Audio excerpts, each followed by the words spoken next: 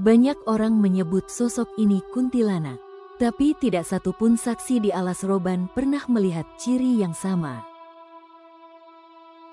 Mereka tidak menyebut tawa, tidak melihat rambut panjang menjuntai. Yang mereka ceritakan hanya satu hal, seorang perempuan yang muncul di jalur gelap, naik ke kendaraan, dan tidak pernah sampai ke tujuan. Video ini bukan tentang legenda, ini tentang kesaksian nyata dari orang-orang yang benar-benar melewati Alas Roban. Dan sebelum kamu menilai ini sekadar mitos, dengarkan dulu apa yang mereka alami sampai akhir.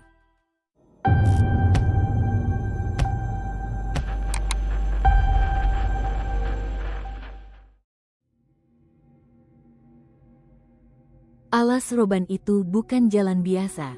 Ia membelah hutan panjang di jalur Pantura Jawa Tengah, gelap, berkelok, dan sunyi saat malam turun. Siang hari ramai dilewati kendaraan, tapi begitu larut, suasananya berubah pelan-pelan, seolah hutan itu ikut mengawasi siapapun yang lewat.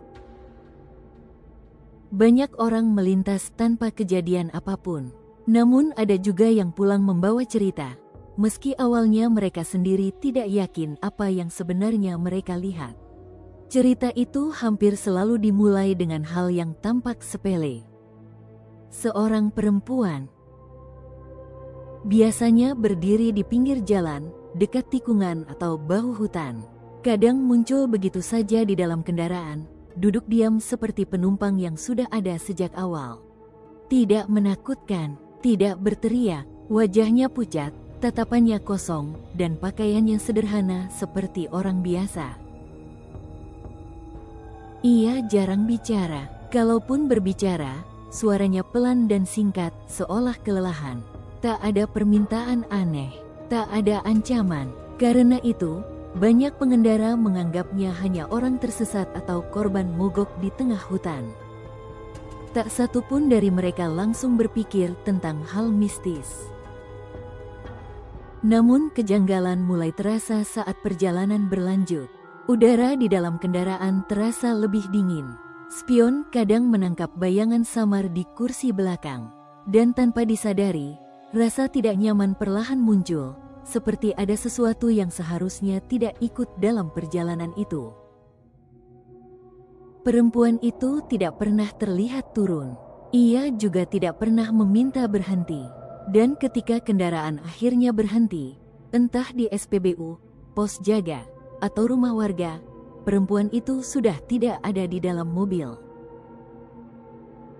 Tidak ada yang melihatnya turun. Tidak ada satupun orang di sekitar lokasi yang merasa bertemu dengannya. Kursi tempat ia duduk kosong, seolah sejak awal tidak pernah ada siapapun di sana. Para pengendara biasanya baru sadar beberapa detik kemudian, saat suasana di dalam kendaraan terasa kembali normal, dan ada rasa tidak enak yang datang terlambat.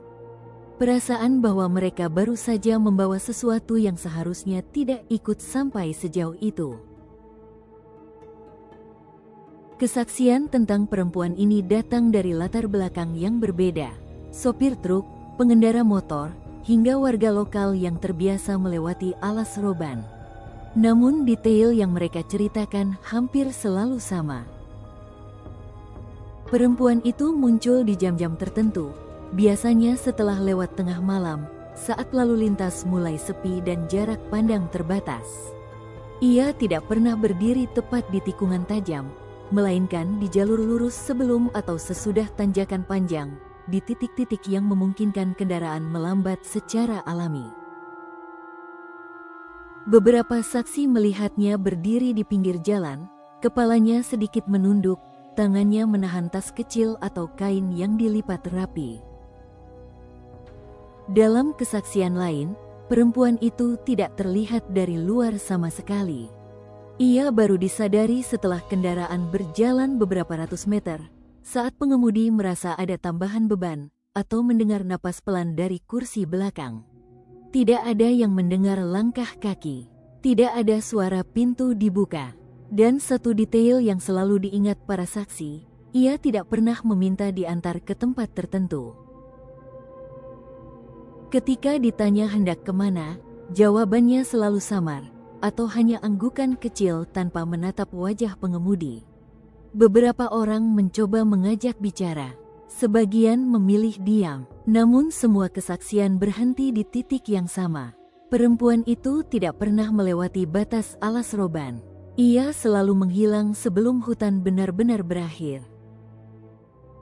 Dan setelah itu, tidak satupun saksi yang berani kembali berhenti di lokasi kemunculan tersebut.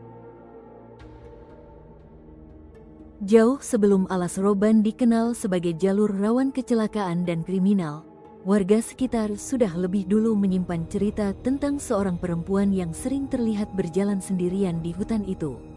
Cerita ini tidak pernah ditulis, hanya diturunkan dari mulut ke mulut, dan biasanya baru diceritakan ketika malam sudah terlalu larut untuk dianggap kebetulan. Menurut penuturan warga lama, perempuan itu bukan sosok yang muncul untuk menakuti. Ia digambarkan sebagai seseorang yang kehilangan arah, berjalan mengikuti jalur yang sama berulang kali, seolah sedang mencari sesuatu yang tidak pernah ia temukan. Dalam cerita lama, ia disebut bukan sebagai hantu penunggu, melainkan sebagai yang tertinggal. Versi lain menyebut ia adalah korban kejahatan, seseorang yang dibuang di tengah hutan dan tidak pernah sempat pulang. Cerita ini sering dikaitkan dengan masa ketika alas roban dikenal sebagai wilayah gelap, tempat banyak peristiwa berhenti tanpa penyelesaian. Menariknya, tidak satupun versi itu menyebut wujud menyeramkan. Tidak ada rambut panjang menutupi wajah, tidak ada suara tertawa, dan tidak ada tanda-tanda kemarahan.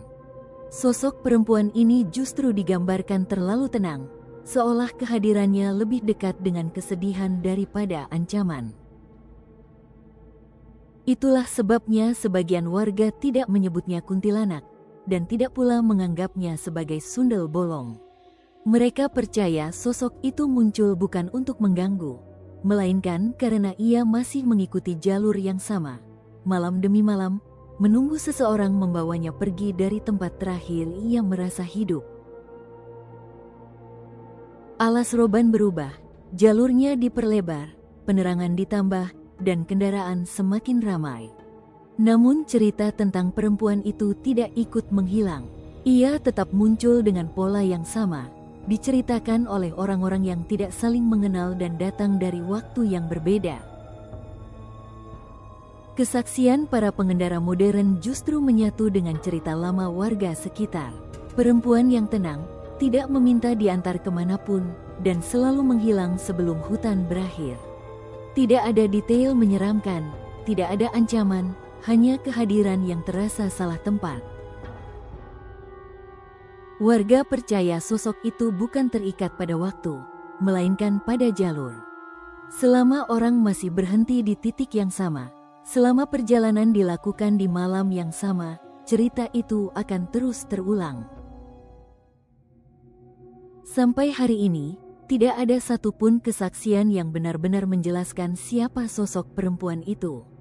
Ia tidak tercatat dalam laporan resmi, tidak punya nama yang bisa ditelusuri, dan tidak meninggalkan bukti selain ingatan orang-orang yang pernah membawanya pergi. Sebagian menganggapnya sekadar mitos jalanan. Sebagian lain memilih percaya bahwa ada kejadian nyata yang tidak pernah selesai di alas roban dan terus berulang dalam bentuk yang berbeda. Dan mungkin itulah alasan kenapa cerita ini tidak pernah benar-benar berakhir. Karena di alas roban, tidak semua yang pergi benar-benar pergi, dan tidak semua yang tinggal ingin ditemukan. Cerita seperti ini tidak dibuat untuk menakut-nakuti, tapi untuk mengingatkan bahwa masih ada kisah nyata yang perlahan hilang jika tidak diceritakan ulang. Kalau kamu masih di sini sampai akhir, itu berarti cerita seperti ini masih penting untuk didengar. Dukungan paling sederhana adalah dengan subscribe dan menonton kisah lainnya di channel ini, supaya cerita-cerita nyata yang hampir terlupakan tidak ikut hilang.